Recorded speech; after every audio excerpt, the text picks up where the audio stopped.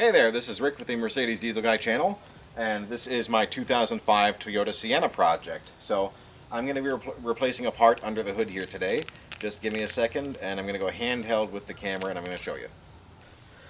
So this is the coolant overflow tank that came from the factory in this van. You can see here my nice fancy schmancy cap on this.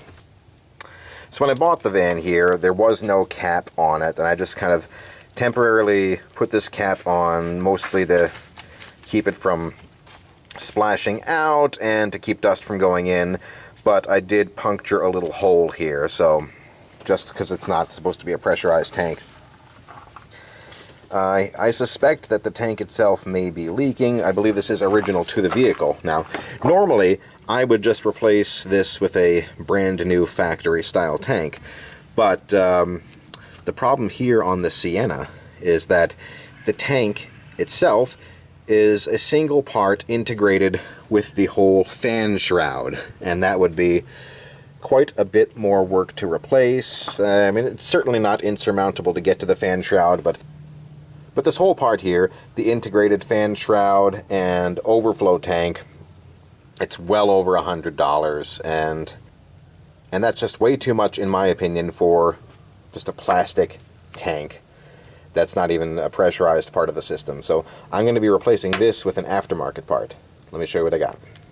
So I picked this up at the local auto parts store, and I've already lost the tag that came in the box.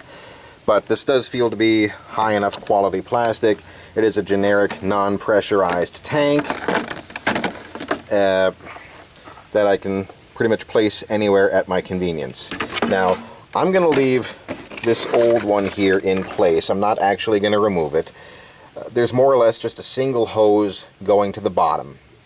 So I'm going to disconnect that, and then I'm going to be mounting the new tank over here, and it's just a matter then of cutting this nub off the bottom here and connecting the new hose, and then adding some coolant to the tank. So I'm gonna go ahead and do that, what I just described, and I'll show you the result here and talk about it maybe for another minute.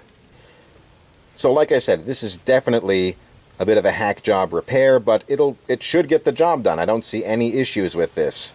So like I said, this is a good, cheap option. So this is Rick with the Mercedes Diesel Guy channel. Make sure to hit the like button and the subscribe, and pretty much anything else I do on this vehicle is going to be closer to a factory repair. But this is one option where where an aftermarket part certainly saved a lot of money. Thanks for watching.